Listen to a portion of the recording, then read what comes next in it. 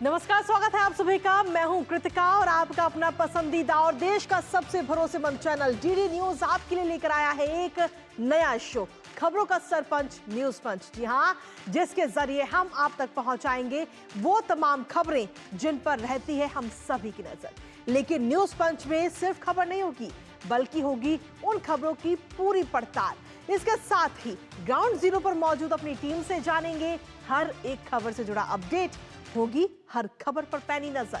और आज न्यूज पंच के जरिए किन तीन प्रमुख खबरों पर रहने वाली हमारी नजर, सबसे पहले आपको कराते हैं उनसे रूबरू। तो तीन प्रमुख खबरों में सबसे पहली खबर होगी सदन से जुड़ी हुई। जी हां, राज्यसभा में आखिर नोटों की गड्डी कहां से आई है। दरअसल नोटों की गड्डी वहां पर मिली है, लेकिन वो किसकी है किसी को नहीं पता। लेकिन आरोप किस पर लग रहे हैं उस पर विस्तार से हम बात करेंगे। इसके साथ ही अगली खबर का अगर हम रुख कर ले तो अगली खबर है किसानों से जुड़ी हुई, जहां किसान जो है पंजाब से पैदल दिल्ली के लिए रवाना हो चुके हैं। दिल्ली कूच की तैयारी लगातार किसान कर रहे थे और उसको लेकर किस तरीके से प्रशासन की तरफ से व्यवस्थाएं हैं उस पर विस्तार से अपने संवाददाता से जानेंगे। लेकिन साथ ही तीसरी अहम खबर होगी उत्तर प्रदेश से जुड़ी हुई, क्योंकि उत्तर प्रदेश में अयोध्या से लेकर संभल तक कई सारे ऐसे जिले हैं जहां पर हाई अलर्ट जारी किया गया है।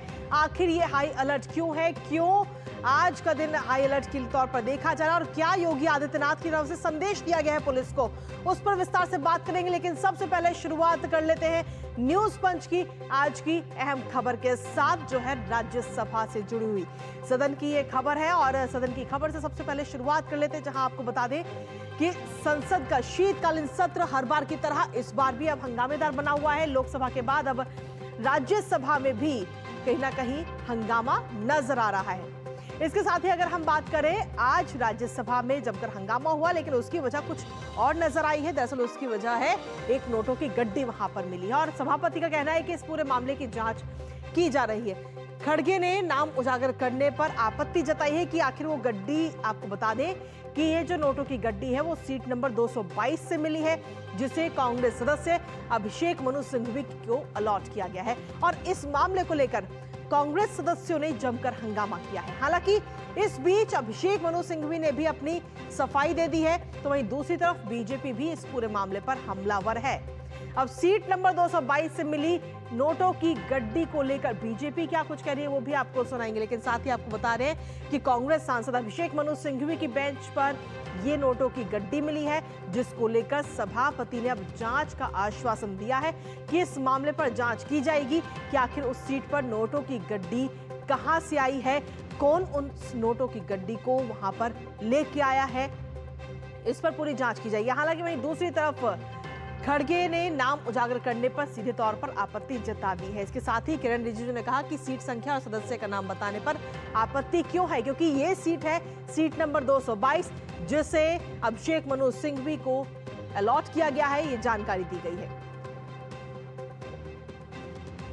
और इसी के साथ भारतीय जनता पार्टी की तरफ से क्या कुछ कहा जा रहा है, एक बार वो आपको सुनाते हैं। अगर नोट की गड्डी हाउस के अंदर किसी सीट पर, अलॉटेड सीट पर प्राप्त होना या मिलना, ये बिल्कुल गलत है। और सीधा देखिए, कांग्रेस का कल्चर है, इस प्रकार की प्रवृत्ति कांग्रेस के लोग ही कर सकते हैं कि क्या ज़रूरत थी इतने सारे नोट लेकर के आना, गड्डियाँ लेकर के आना, उसकी तो आवश्यकता नहीं। ये बहुत गंभीर मैटर है और इसलिए मुझे लगता है कि हाउस को इसकी जांच पड़ताल करके उसके सत्यता को जानना चाहिए कि आखिर में ये हुआ कैसे, इस घटना को अंजाम किसने दिया। पहली बात तो ये कि इसका मतलब पैसे अब उनके पास इतने बेहिसाब हैं, चूंकि क्लेम करने नहीं आए तो उनके ऊपर एक बार पुनः वह संदेह उत्पन्न होता है कि बहुत से ऐसे धन है और धन के स्रोत हैं जहां पर कि लोगों को पता तो लग जाता है कि पैसा किसका है, वो क्लेम करने नहीं आते। इसलिए मैं कहना चाहूंगा कि इस विषय पे गंभीरता के साथ विचार करना चाहिए और कांग्रेस पार्टी से हम सवाल पूछना चाहते हैं कि भाई आप तो हर चीज पे सवाल करते थे, आज कैश नोट बरामद हो जाए पार्लियामेंट के अंदर और उसका आप हिसाब देने से बच रहे हैं। तो ये सीट नंबर है, राज्यसभा की सीट नंबर है 222, जहां पर नोटों की गड्डी ये मिली है। हालांकि इसको लेकर अभिषेक मनु सिंघवी ने भी अपनी सफाई दे दी है कि उन्हें इस गड्डी के बारे में कोई जानकारी नहीं है। एक बार वो भी आपको सुनाते हैं।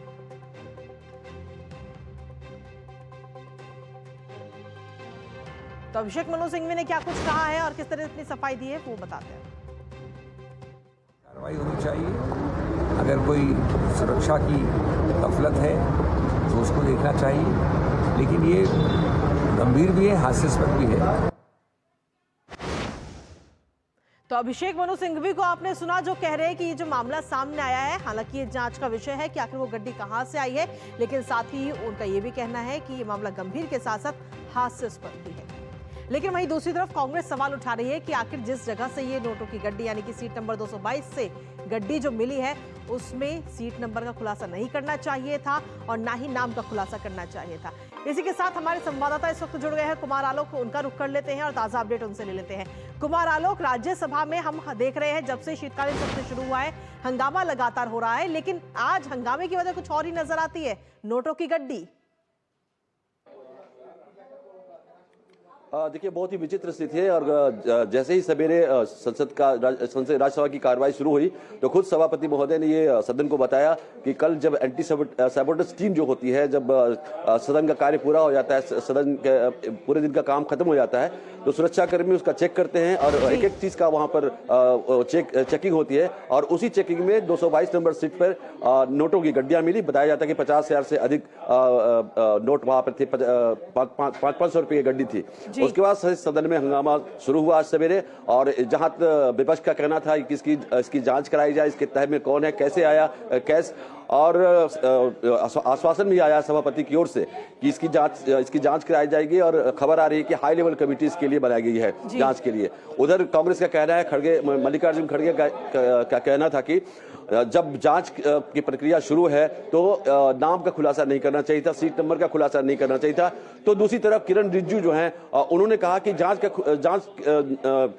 कैसे प्रभावित हो जाएगा और इसको नाम बता देने में क्या दिक्कत है। अगर सभापति ने नाम बताया और सीट नंबर बताया तो कोई दिक्कत की बात नहीं है।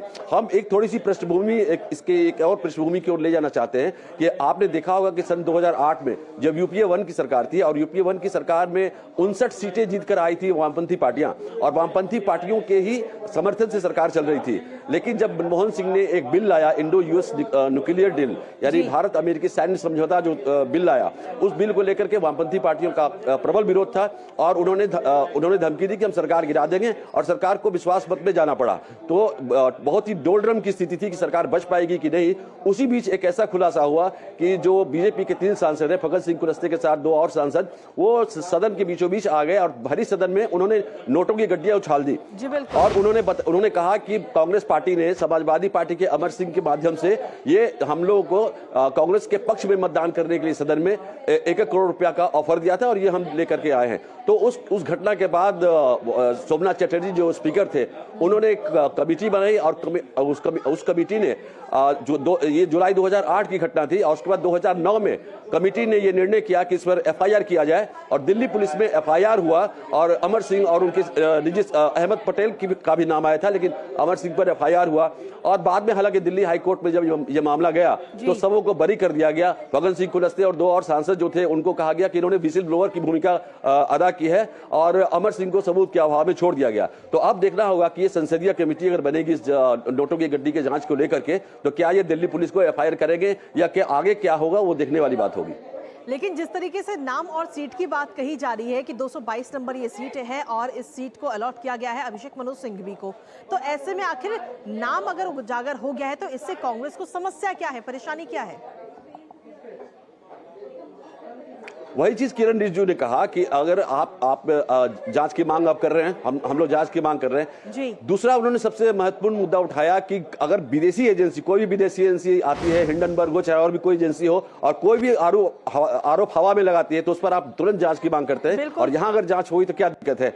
दूसरी सबसे इम्पोर्टेंट बात है कि क्या सदन में सांसद नोटों की गड्डी लेकर आ सकते हैं, करेंसी लेकर ढो सकते हैं। हालांकि स्टेट बैंक है यहाँ पर, संसद में स्टेट बैंक है, और वहां जो नेता जाते हैं, सांसद जाते हैं और पैसे का विड्रॉल करते हैं। तो ये बड़ा इंटरेस्टिंग विषय है, और जांच में क्या होता है, जांच में क्या उभर के आता है, ये देखने वाली बात होगी।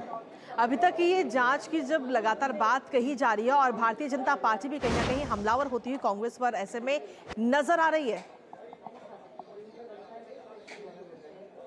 बहुत ज्यादा हमलावर बीजेपी, और जिस तरीके से संसद के कार्य को एक तरह से एकदम सुचारू रूप से चलना चाहिए वो नहीं चल पा रहा है। विपक्ष के जो अड़ियल रवैये के कारण आप देखेंगे लोकसभा भी कार्यवाही बाधित हो रही, अभी अभी राज्यसभा की कार्यवाही शुरू हुई और लंच के बाद वो भी अभी एडजर्न हो गई। तो इसके बावजूद आपने जिस तरीके से नोटों की गड्डी वाला मामला आया तो बीजेपी हमलावर हुई और कहा कि जांच हो, इसकी जांच हो। और दूसरी जो सबसे बड़ी इंपॉर्टेंट चीज रही कि कांग्रेस कि जो अभिषेक मनु सिंघवी है, उनका कहना है कि मैं जब यहां पर आया था 12:57 में कल, तो 3 मिनट के लिए संसद में गया और उसके बाद हम लोग चले गए वहां पे जो संसद का कैंटीन है वहां हम लोग लंच करने चले गए। हमारे साथ अयोध्या प्रसाद थे वो, और उसके बाद मैं घर चला गया।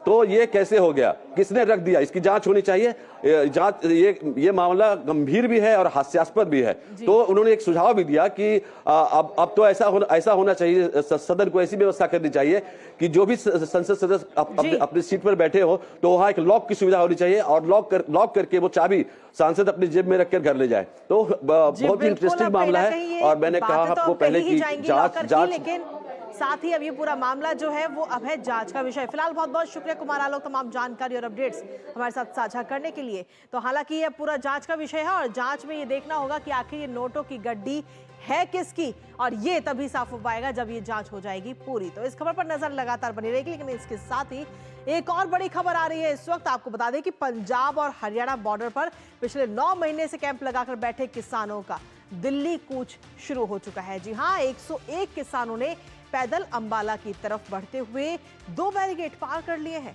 और किसानों के दिल्ली कूच को लेकर सुरक्षा के कड़े इंतजाम भी किए गए हैं।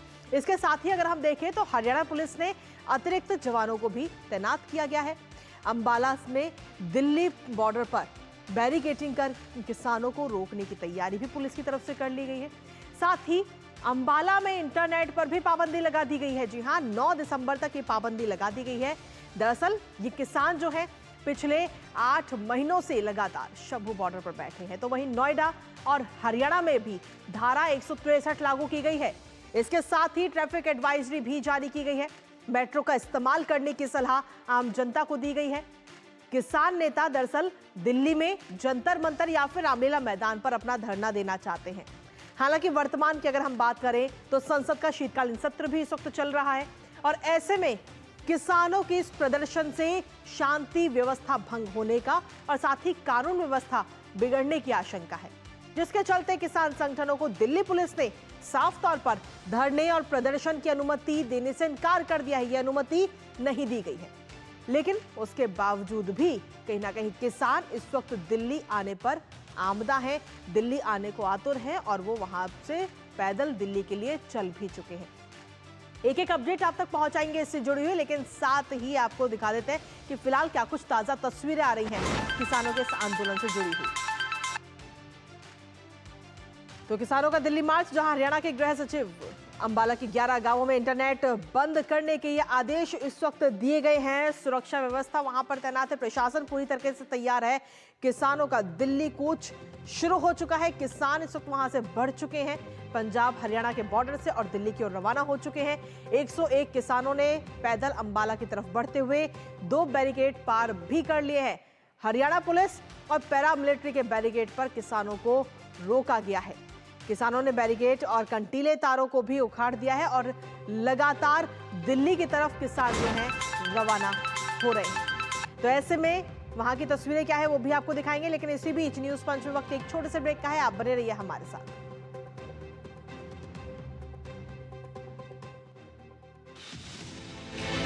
हिमालय जैसे विराट व्यक्तित्व के धनी एक कर्म योगी, जिन्होंने विश्व में मान बढ़ाया भारत का, विकास के अमृत पथ पर लेकर चला देश को, देश के प्रति त्याग और समर्पण का भाव लिए भारत के सम्मान और पहचान के लिए समर्पित 140 करोड़ लोगों के दिलों की आवाज, भारतीय राजनीति के महानायक नरेंद्र मोदी, उनके जीवन के कुछ छुए अनछुए पहलुओं पर देखिए हमारी विशेष प्रस्तुति प्रधान सेवक नरेंद्र मोदी, हर शुक्रवार सिर्फ डीडी न्यूज पर।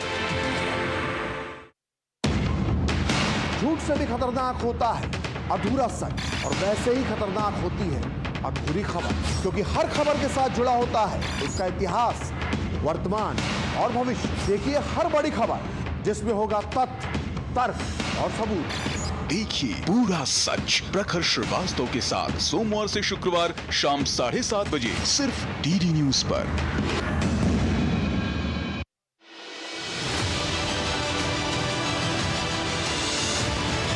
बॉक्स ऑफिस पर किसने मचाया धमाल, कौन हुआ बेहाल, ऑस्कर से गोल्डन ग्लोब तक, कान से इफ्फी तक, बॉक्स ऑफिस की सारी हलचल, सिने जगत की हर खबर। देखिए सिनेमा की दुनिया हर शनिवार सिर्फ डीडी न्यूज पर। साइबर अलर्ट में इस बार आपको दिखाएंगे कि कैसे आर्टिफिशियल इंटेलिजेंस का प्रयोग कर वॉइस कॉलिंग टेक्निक से आपको फेक कॉल्स करते हैं ये साइबर अपराधी। ये किस नंबर से बोल रहे हो, कहाँ से बात कर रहे हो? मामा प्लीज जल्दी से 50,000 रुपए इस नंबर पर भेज दो। मेरा फोन काम नहीं कर रहा है, क्लाइंट को मुझे अर्जेंट पेमेंट करनी है, अशोक नहीं है, तुम ही जल्दी से 2 लाख रुपए इस नंबर पे भेज दो। दीदी हॉस्पिटल में हूँ, जरा जल्दी से 50-60 हजार रुपए इस नंबर पर भेज दो। छोटी सी ट्रिक बताने, यदि आपको किसी के नंबर से कॉल आ जाए उसको कॉल बैक करें और यदि वो कॉल नहीं उठ रहा है तो समझ जाए कुछ गड़बड़ है। और ब्रेक के बाद एक बार फिर से स्वागत है आप सभी का। और हमारे साथ में इस वक्त जुड़ गए हैं हमारे संवाददाता अजीत द्विवेदी और उनसे ले लेते हैं ताजा अपडेट इस पूरे किसान आंदोलन को लेकर कि आखिर किसान किस तरीके से दिल्ली कूच करते हुए आज नजर आ रहे हैं। अजीत, आपसे जानना चाहेंगे किसान अभी तक कहां पहुंचे, क्योंकि कहा जा रहा है कि 2 बैरिकेड वो पार कर चुके हैं और साथ ही प्रशासन किस तरीके से अलर्ट मोड पर है फिलहाल।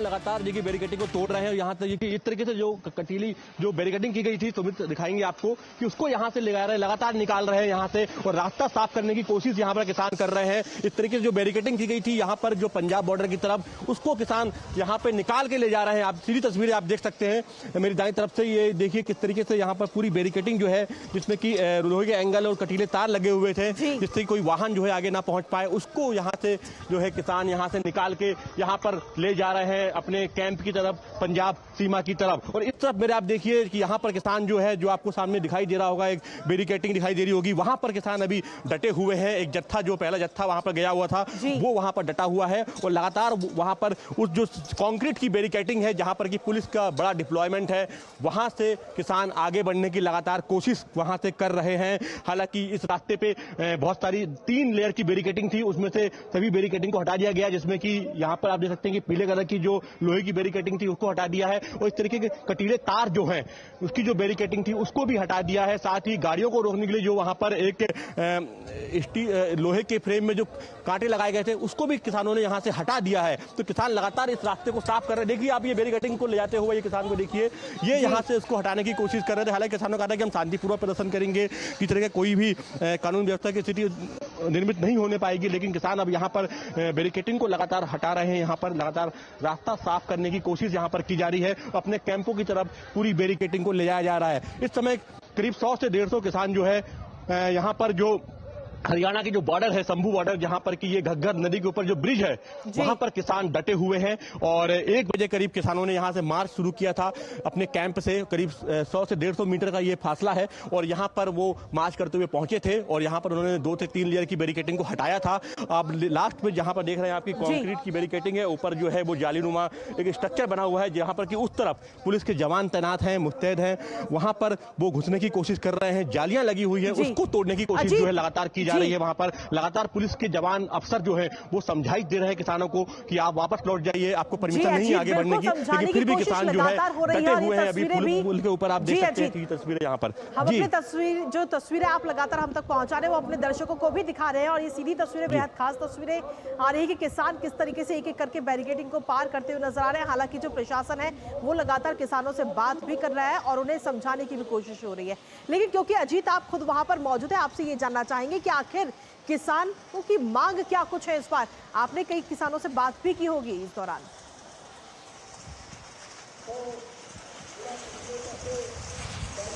जी करिका, देखिए आपको ये देखिए इस तरीके की बैरिकेडिंग थी, मैं दिखा दूं आपको सीधी तस्वीरें।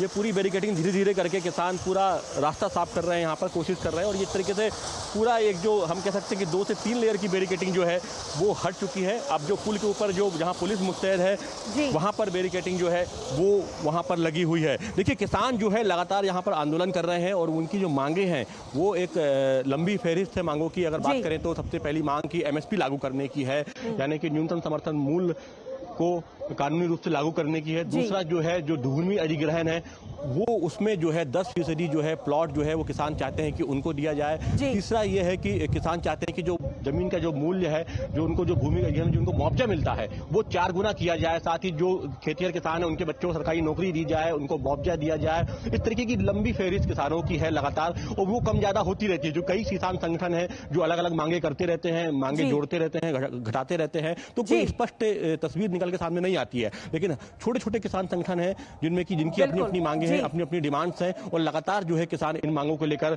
यहाँ प्रदर्शन कर रहे हैं। किसानों की ये भी मांग है कि जिस तरीके से जब जमीन का अधिग्रहण होता है तो उनको 4 गुना मुआवजा राशि दिया, साथ ही सरकारी नौकरी भी दी जाए। इसके अलावा MSP जो सबसे बड़ी मांग किसानों की है वो लगातार चल रही है। उसके अलावा जी अजीत, यानी कुल मिलाकर कई सारी मांगे और एक लंबी फहरिस्त है किसानों की और मांगों को लेकर। और एक बार फिर से किसान जो है वो दिल्ली कूच करते हुए नजर आ रहा है। बहुत बहुत शुक्रिया अजीत, तमाम जानकारी और अपडेट्स हमारे साथ साझा करने के लिए। तो किसानों के इस आंदोलन से जुड़ी और दिल्ली कूच से जुड़ी हुई एक एक खबर आप तक लगातार पहुंचाएंगे। लेकिन इसी बीच न्यूज पंच में आगे बढ़ते हुए एक और महत्वपूर्ण खबर है। जी हां, आज की अगर हम बात करें तो आज है 6 दिसंबर। 32 साल पहले आज ही के दिन विवादित बाबरी ढांचे के कार सेवकों की तरफ से गिरा दिया गया था। और इस दिन की संवेदनशीलता को देखते हुए उत्तर प्रदेश के 26 जिलों में सुरक्षा के कड़े इंतजाम भी किए गए हैं। ये तस्वीरें भी हम आपको दिखा रहे हैं कि किस तरीके से सुरक्षा वहां पर की जा रही है, क्या इंतजाम है। खासतौर पर अगर हम बात करें तो अयोध्या, मथुरा, वाराणसी, आगरा, संभल, कानपुर और लखनऊ जैसे कई सारे प्रमुख स्थानों पर पुलिस को अलर्ट मोड पर इस वक्त रखा गया है। 6 दिसंबर के साथ साथ शुक्रवार भी है, यानी कि जुमे का दिन, और यही वजह है कि यहां सुरक्षा व्यवस्था कड़ी की गई है। वहीं यूपी के मुख्यमंत्री ने सीधे तौर पर निर्देश देते हुए कहा है कि चाहे कोई भी दिन हो, कैसे भी हालात हो, किसी तरह का बवाल बर्दाश्त नहीं किया जाएगा। मुख्यमंत्री योगी आदित्यनाथ की तरफ से ये निर्देश दिए हैं। इसके साथ ही उन्होंने कहा है कि राज्य पुलिस को निर्देश देते हुए उन्होंने कहा कि वो बवालियों से सख्ती से निपटें। उत्तर प्रदेश में हाई अलर्ट पर अपने संवाददाता से ताजा अपडेट लेंगे, लेकिन उससे पहले ग्राफिक्स के जरिए आपको दिखाते हैं कि कैसे यूपी में प्रशासन इस वक्त अलर्ट मोड पर है और चप्पे चप्पे पर निगरानी पुलिस कर रही है। तो अयोध्या के प्रमुख मंदिरों में राम विवाह का भव्य आयोजन भी किया जा रहा है आज। तो उत्तर प्रदेश में इस वक्त पुलिस जो है हाई अलर्ट पर है। रामनगरी में पुलिस की तैनाती के साथ साथ CCTV के जरिए भी चप्पे चप्पे पर नजर रखी जा रही है। इसके साथ ही हम देखें तो योगी आदित्यनाथ ने अधिकारियों को सतर्कता बरतने के सीधे तौर पर निर्देश दे दिए। उन्होंने कहा है कि कहीं से भी कोई कोर कसर नहीं होनी चाहिए, किसी भी स्थिति में शांति भंग ना हो। उत्तर प्रदेश के मुख्यमंत्री योगी आदित्यनाथ ने सीधे तौर पर यह निर्देश यूपी पुलिस को दे दिए हैं। इसके साथ ही विवादित ढांचे की बरसी को लेकर उत्तर प्रदेश में करीब 26 जिलों में अलर्ट जारी किया गया है, जिसमें काशी, मथुरा और अयोध्या मुख्य तौर पर है। ये तस्वीरें इस वक्त आपको दिखा रहे हैं। अयोध्या की ये तस्वीरें हैं जहां पर यूपी पुलिस तैनात है और किसी भी तरह के वहां पर हालात ना बिगड़े, इसको ध्यान में रखते हुए ड्रोन के जरिए और साथ ही CCTV के जरिए निगरानी की जा रही है। चप्पे चप्पे पर पुलिस तैनात है, पल पल की अपडेट वहां पर ली जा रही है। तो ये ताजा तस्वीरें भी आपको दिखा रहे हैं। अयोध्या की ये तस्वीरें हैं। राम मंदिर बनकर तैयार है और लगभग लाखों की संख्या में हर रोज राम मंदिर के दर्शन के लिए श्रद्धालु पहुंच रहे हैं। लेकिन वहीं दूसरी तरफ क्योंकि आज है 6 दिसंबर, तो इसको ध्यान में रखते हैं और साथ ही आज शुक्रवार का दिन है, यानी कि जुमे की नमाज का दिन है। और ऐसे में तस्वीरें हमने आपको दिखाई कि अयोध्या में किस तरीके से तैयारियां हैं और साथ ही प्रशासन किस तरीके से अलर्ट मोड पर है, क्योंकि मुख्यमंत्री योगी आदित्यनाथ की तरफ से सीधे तौर पर ये सख्त निर्देश दिए गए हैं कि कोई भी दिन हो, किसी को भी बख्शा नहीं जाएगा, बवालियों से सख्ती से निपटे यूपी पुलिस। ये निर्देश मुख्यमंत्री की तरफ से दिए गए हैं। सीधा रुख कर लेते हैं इस वक्त हमारे संवाददाता का निशांत राय इस वक्त हमारे साथ जुड़ गए हैं। निशांत, क्या कुछ ताजा अपडेट है आपके पास में? आप इस वक्त संभल में मौजूद हैं, लेकिन संभल के साथ साथ उत्तर प्रदेश के 26 जिले ऐसे हैं जहां पर अलर्ट जारी है। देखिए, बिल्कुल आज 6 दिसंबर का दिन होने के कारण उत्तर प्रदेश में हाई अलर्ट है और चूंकि जुम्मे की नमाज आज अदा की गई। मैं संभल की अगर बात करूं तो संभल में 24 नवंबर को हिंसा हुई थी, लेकिन ये दूसरा शुक्रवार है और शांतिपूर्ण ढंग से यहां पर जुम्मे की नमाज अदा की गई है। मैं उसी शाही जामा मस्जिद के आगे खड़ा हूं, आपको एक बार तस्वीरों में दिखाना चाहता हूं। यही शाही जामा मस्जिद है जहां पर विवाद हुआ था, लेकिन आज यहां पर पूरी तरीके से स्थिति शांतिपूर्ण ढंग से रही है, जिसमें प्रशासन ने कल ही यहां पर लोगों से पीस कमेटी से संवाद किया था। संवाद करने के बाद सुरक्षा के यहां पर पुख्ता इंतजाम किए गए थे। और आज अगर मस्जिद कमेटी की भी बात करें तो मस्जिद कमेटी ने भी लोगों से अपील की थी कि कम से कम संख्या में लोग यहां नमाज अदा करने आए, अपने घरों या आसपास के किसी मस्जिद में जाएं, जिसका असर यह हुआ कि मस्जिद में शांति व्यवस्था पूरे ढंग से बनी रही और संभल में भी पूरी तरीके से शांतिपूर्ण व्यवस्था आज नजर आई। और कहीं ना कहीं प्रशासन और संभल वासियों दोनों के लिए ये चैन और राहत देने वाली बात है। चलिए, फिलहाल बहुत बहुत शुक्रिया निशांत, तमाम जानकारी और अपडेट्स हमारे साथ साझा करने के लिए। तो इस वक्त उत्तर प्रदेश की लगातार हम बात कर रहे हैं, 26 जिले ऐसे हैं जहां पर इस वक्त चप्पे चप्पे पर पुलिस तैनात है और पल पल के अपडेट्स भी आप तक लगातार पहुंच आ रहे हैं। फिलहाल शुक्रिया निशांत। तो जिस तरीके से हमने आपको बताई न्यूज़ पंच के जरिए 3 प्रमुख खबरें, जिसमें तीनों खबरों में विस्तार से हमने अपने संवाददाताओं से भी बात की, लेकिन इसी के साथ अब वक्त हो चुका है आपसे विदा लेने का। लेकिन विदा इस वादे के साथ कि सोमवार को अब फिर होगी आपसे मुलाकात न्यूज़ पंच के एक और खास कार्यक्रम के साथ, जिसमें अलग खबरों का भी करेंगे रुख और जानेंगे संवाददाताओं से हर एक अपडेट। लेकिन तब तक के लिए मुझे और हमारी टीम को दीजिए अनुमति। नमस्कार।